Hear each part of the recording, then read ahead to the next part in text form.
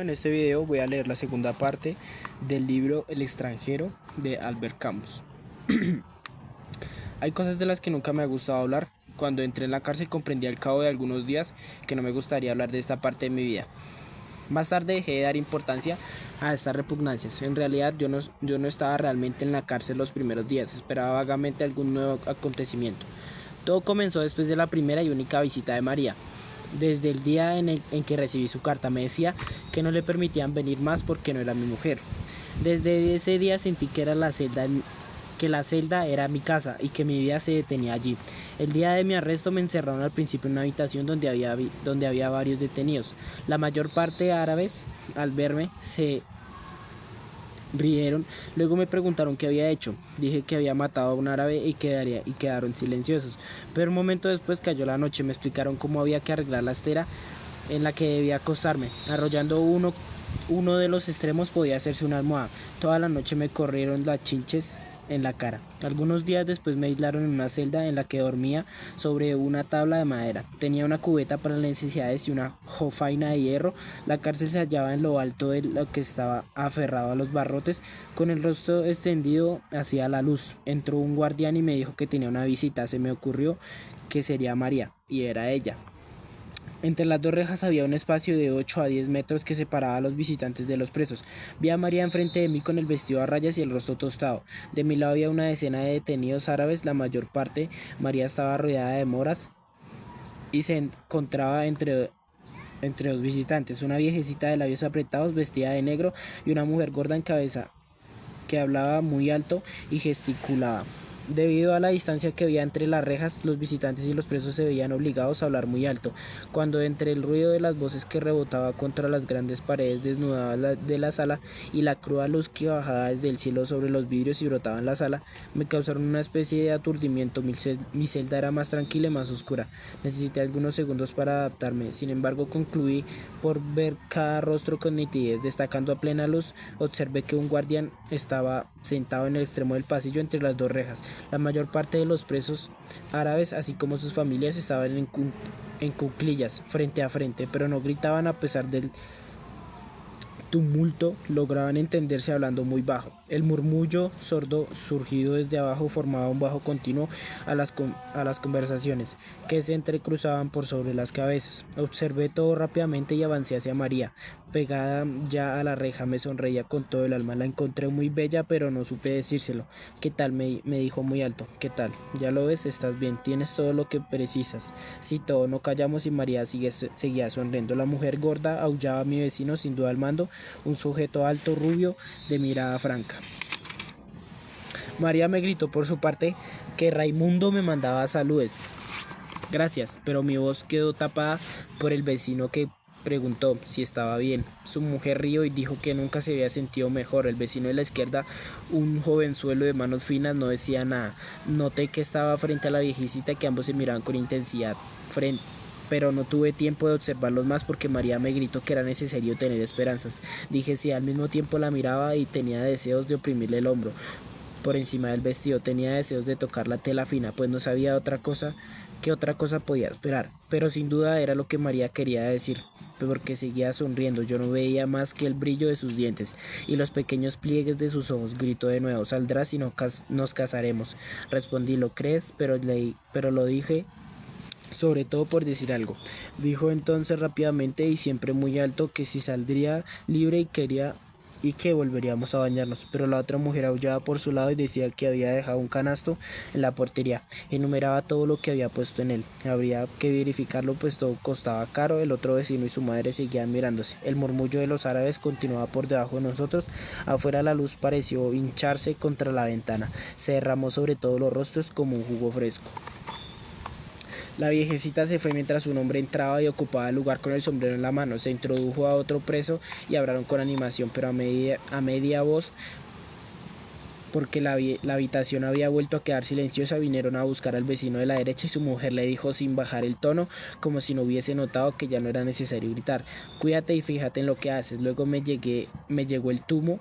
María hizo ademán de besarme, me volví antes de salir, permanecía inmóvil con el rostro apretado con la reja, con la misma sonrisa abierta y crispada. Poco después me escribió y a partir de ese momento comenzaron las cosas de las que nunca me ha gustado hablar. De todos modos, no se debe exagerar nada y para mí resultó más fácil que para otros. Al principio de la detención, lo más duro fue que tenía pensamientos de hombre libre, por ejemplo, sentía deseos de estar en una playa y de bajar hacia el mar. Al imaginar el ruido de las primeras olas bajo las plantas de los pies, la entrada del cuerpo en el agua y el alivio que encontraba, sentía que de golpe cuando se habían estrechado los muros de la prisión, pero esto duró algunos meses. Después no tuve sino pensamientos de presidiario, esperaba el paseo cotidiano que daba por el patio o la visita del abogado, disponía muy bien el resto del tiempo. Pensé a menudo entonces que si me hubiesen hecho vivir en el tronco de un árbol seco, sin otra ocupación que la de mirar la flor del cielo sobre la cabeza, me habría acostumbrado poco a poco. Hubiese esperado el paso de los pájaros y el encuentro en las nubes como esperaba aquí las curiosas corbatas de mi abogado y como en otro mundo esperaba pacientemente el sábado para estrechar el cuerpo de María. Después de todo, pensándolo bien, no estaba en un árbol seco. Había otros más desgraciados que yo. Por otra parte, mamá tenía la idea y la repetía a menudo de que uno acababa por acostumbrarse a todo. Era natural, yo era joven, no pensaba nunca en María particularmente, pero pensaba que de tal manera en una mujer, en las mujeres, en todas las que había conocido, en todas las circunstancias en las que había amado, que la celda se llenaba con todos sus rostros y se poblaba con mis deseos. En cierto sentido esto me desequilibraba, pero en otro mataba el tiempo. Había concluido por ganar la simpatía de guardián jefe que acompañaba al mozo de la cocina a la hora de las comidas. Él fue quien primero me habló de mujeres, me dijo que era la primera cosa de la que se quejaban los otros. Le dije que yo era como ellos y que encontraba injusto este tratamiento, pero dijo precisamente: para eso los ponen a ustedes en la cárcel. ¿Cómo para eso? Pues sí, la libertad es eso, se les priva de la libertad. Nunca había pensado en ello. Asentí. Es verdad, le dije, si no, ¿dónde estaría el castigo? Si usted comprende las cosas, los demás no. Pero concluyen por satisfacerse por sí mismos. El guardián se marchó enseguida. Quizá haya sido esto lo que más me abatió. Chupaba trozos de madera que arrancaba de la tabla de la cama. Soportaba durante todo el día una náusea perpetua. No comprendía por qué me privaban de aquello que no hacía mal a nadie. Más tarde comprendí que también formaba parte del castigo, pero ya me había acostumbrado a no fumar más y este castigo había dejado de ser tal para mí. Fuera de estas molestias no me sentía demasiado desgraciado. Una vez más, todo el problema consistía en matar el tiempo. A partir del instante en que aprendí a recordar, concluí por no aburrirme en absoluto. Me ponía a veces a pensar en mi cuarto y con la imaginación salía a un rincón para volver detallando mentalmente todo lo que encontraba en el camino. Al principio lo hacía rápidamente, pero cada vez que volvía a empezar era un poco más largo. Recordaba cada mueble y de cada uno cada objeto que en él se encontraba, y de cada objeto todos los detalles, y de los detalles una incrustación, una grieta o un borde gastado, los colores y las imperfecciones. Al mismo tiempo ensayaba no perder el hilo del inventario, hacer una enumeración completa. Es cierto que fue al cabo de algunas semanas, pero podía pasar horas, nada más que con enumerar lo que se encontraba en mi cuarto. Así, cuanto más reflexionaba, más cosas desconocidas u olvidadas se extraía de la memoria. Comprendí entonces que un hombre que no hubiera vivido más que un solo día podía vivir fácilmente 100 años en una cárcel. Tendría bastantes recuerdos para no aburrirse. En cierto sentido era una ventaja. Existía también sueño. Al principio dormía mal por la noche y nada durante el día. Poco a poco las noches fueron mejores y pude también dormir de día. Entre el jergón y la tabla de la cama había encontrado, en efecto, casi pegado al género, un viejo trozo de periódico amarillento y transparente. Relataba un hecho policial cuyo comienzo faltaba, pero que había debido ocurrir en Checoslovaquia. Un hombre había partido de un pueblo checo para hacer fortuna. Al cabo de 25 años había regresado rico con su mujer y un hijo. La madre y una hermana dirigían un hotel en el pueblo natal para sorprenderlas. Había dejado a la mujer y al hilo en otro establecimiento y había ido a casa de la madre, que no la había reconocido cuando entró.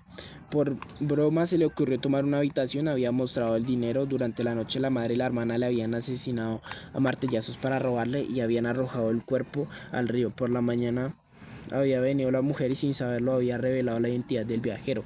La madre se había ahorcado, la hermana se había arrojado a un pozo. Debo de haber leído esta historia miles de veces, pero un lado era inverosímil. por otro era natural. De todos modos me parecía que el viajero lo había merecido en parte y que nunca se debe jugar. Así pasó el tiempo, con las horas de sueño, los recuerdos, la lectura del hecho policial y la alteración de la luz y de la sombra. Había leído que en la cárcel se concluía por perder la noción del tiempo, pero no tenía mucho sentido para mí. No había comprendido hasta qué punto todos los días podían ser a la vez largos y cortos, largos para vivirlos sin duda, pero tan distendidos que concluían por desbordar unos sobre los otros. Perdían el nombre. Las playeras ayer y mañana eran las únicas que conservaban un sentido para mí. Cuando un día el guardián me dijo que estaba allí desde hacía 5 meses, le creí, pero no le comprendí. Para mí era el mismo día que desarrollaba sin cesar en la celda y la misma tarea que proseguía. Ese día, después de la partida del guardián, me miré en el agua de la escudilla. Me pareció que mi imagen continuaba seria, aun cuando ensayaba sonreír. La agitaba delante de mí, sonreí y conservó el mismo aire severo y triste. El día concluía, era la hora de la que quiero hablar, la hora sin nombre, en la que los ruidos de la noche subían desde todos los pisos de la cárcel en un cortejo de silencio. Me acerqué a claraboya y con la última luz contemplé una vez mi imagen. Seguía siempre seria y nada tenía de sorprendente, pues en ese momento yo lo estaba también. Pero al mismo tiempo y por primera vez desde hacía largos meses oí distantemente el sonido de mi voz. Reconocí que era la que resonaba desde hacía muchos días en mi oído y comprendí que durante todo ese tiempo había hablado. Solo recordé entonces lo que decía la enfermera: el entierro de mi mamá. No había escapatoria y nadie puede imaginar lo que son las noches en las cárceles. Fin del capítulo 2.